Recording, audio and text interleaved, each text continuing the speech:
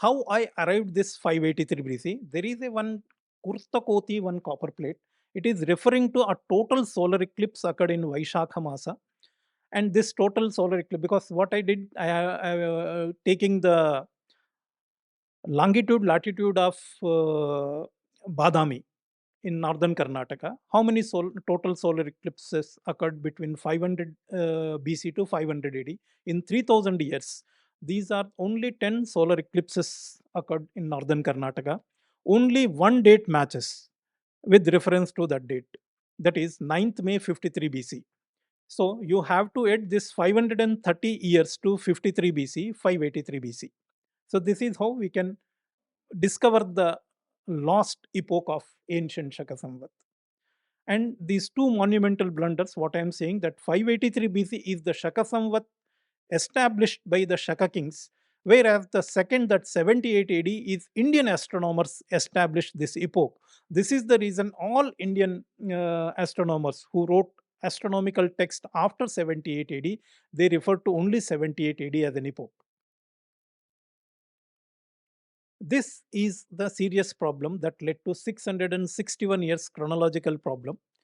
And the second blunder is, this is Chandragupta, the disciple of Bhadrabahu, has been identified as a Chandragupta Maurya. This led to the contemporaneity of Mahavir and Buddha. Now let us find out how the modern historians arrived the date of Buddha. They just first refer to only Greek literature. It means that it is appearing, says that only Indian chronology has to be established from the Greek sources. So the death of Alexander is the sheet anchor. So that's why you have established the coronation of Chandragupta Maurya. You have no evidence how to date Chandragupta's coronation, but somehow you both are contemporaries, and Chandragupta, Sandrakotas and Seleucus stories. And then you have manufactured a chronology saying that Chandragupta, then Bindusara, then you come out of a gap of 4 years, then Ashoka with the 36 years. Then you have referred to the Sri Lankan sources, that is Mahavansha, 218th year of Buddha Nirvana. Ashoka was coronated. This is how the Ashoka's date was established. Then finally it leads to a 486 BC, then referred to the Chinese dotted record of Canton, the 975 dots. I hope you are aware of the story of this Canton record. Then 483 BC. If you see, either Greek sources, Sri Lankan, and the Chinese sources, these were the sources based on the Buddha's date has been arrived at 483 BC. But Burmese and Sri Lankan inscriptions, I found 19 inscriptions in which the both epochs have been mentioned: Buddha Dhamma era and Shaka era. The difference between these two are 1182 years. So now, if Shaka era is 78 AD, you go back to 1182 years, then it would be 12th century BC. If it is 583 BC, you had 1182, it goes to 18th, 19th century BC. But now, the historians concocted that the Shakaira mentioned in this Burmese Sri Lankan inscriptions is not Shaka Samvat, it's some Burmese era that commenced somewhere in an epoch, Burmese era. But actually, if you see, it is they are referring to the Buddha Dhamma era, 1765 BC. So the fictional chronology, what we are this Buddha Varsha, they say that it is the epoch of Burmese era, 638 AD. Because since you have brought forward Indian chronology by 1381 years, so you have no other option to say that Shaka era mentioned in Burmese and Sri Lankan inscription is not Shaka Samvat, some other epoch that commenced somewhere in 638 AD. Now they added 1182, so it became 544 BC. So this is the traditional chronology, generally the historians claim, and they reduce another 60 years. I don't know what reason, since they have to reconcile the Ashoka's date with reference to the Alexander date and others.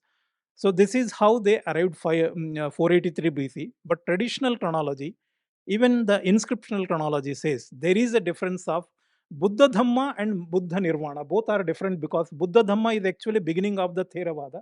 Theravada separated from Mahasanghikas after 100 years of Buddha Nirvana. So you have to add another 100 years, so 1282 years. This is how that's why there is a clash between long chronology, short chronology.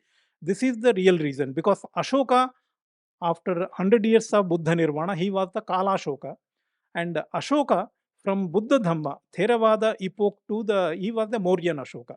There were two Ashokas mentioned in Mahavansha, Deepavansha, as well as the all North Indian Buddhist sources. They refer to Ashoka, who was the Shishunaga Putra. He was not a Bindusara Putra. He was the Shishunaga Putra, and he lived 100 years after Buddha Nirvana. So we have no other option to reject some data. So it is very selective acceptance, selective rejection. Since you have a particular model of chronology, then you started rejecting the data. So there is a serious problem in our data. So that's why I said both chronologies are correct, short chronology and long chronology. Short chronology is referring to the Kala Ashoka, where the long chronology is referring to Mauryan Ashoka. Then another one para, I'll just refer it to the Al-Biruni. Al-Biruni, you know his date. What he's saying, in former times, Khurasan, Persia, Iraq, Mosul country up to the frontiers of Syria was Buddhistic in the first chapter. But then Zoroaster went forth from Azerbaijan and preached Maghism in the Balk. It is clear he is saying Buddhism existed before the birth of the Zarathustra. But what modern historian teach you? That Zoroaster died before the birth of Buddha. How Buddhism could spread up to Syria? Then recent excavations at Lumbini, probably 10 years before, this one University of UK, they have come out with the OSL dating and carbon dating in the Trench 5 that lead to much beyond, I think, 1300, 1400, 1500 BC. Then they came out with some early cult existed, because Buddhism never existed beyond 500 BC. So now you have no other option to say some early cult existed. Even though you find any archaeological evidence, since you don't know the history, you will say some other cult might have been existed. This is how the Buddha Nirvana, and there are many new astronomical references in Sanyukta Nikaya, that the day, in the year Buddha attained Nirvana, just before 1 or 2 months, 3 months before, he was at Shravasti. Then he was coming to Kushinagara. They're referring to a lunar eclipse followed by solar eclipse. These references are there. Chandima Sukta, Suriya Sukta, these two suttas are there in that Sanyukta Nikaya. And these both solar eclipses can be established, the date what I am saying, because I have established the timeline based on the epigraphic evidence. Then I am establishing the astronomical evidences based on the literary sources. And another three eclipses mentioned in Mahavansha, because the Buddha visited Sri Lanka just 7 or 8 years after attaining his enlightenment, when he was 35 years old. This is how we can arrive the absolute dates of Buddha. So there is an absolute chronology is available in Indian sources. Now the problem is, if I am changing any date of Buddha, then it will affect the complete world chronology. I have to reconcile the entire world chronology, entire Western chronology, and I have to reconcile the chronology of Sri Lanka, Burma, Tibet, China, Southeast Asia. In a way, except America, I have to reconcile entire chronology. So this is the Indian history. It goes beyond almost 10,000 BC in our history, but we can establish very perfect chronology starting from Mahabharata till date. Only this 81 years, that can be perfectly reconciled. This medieval chronology from that needs to be reconciled, entire world chronology. The 661 years problem I found all pervasive, even Western side also there is the same chronological error is there. So it needs a broad, I think, a comprehensive investigation, because chronology is a big jigsaw puzzle. You can't, if you are disturbing one piece, the onus is on us to you have to establish entire that jigsaw puzzle again. But why not we restart again our investigation, without disturbing the modern. Let us, because modern chronology is not perfect. There are numerous errors. So there is a need to restart our investigation into a true chronology.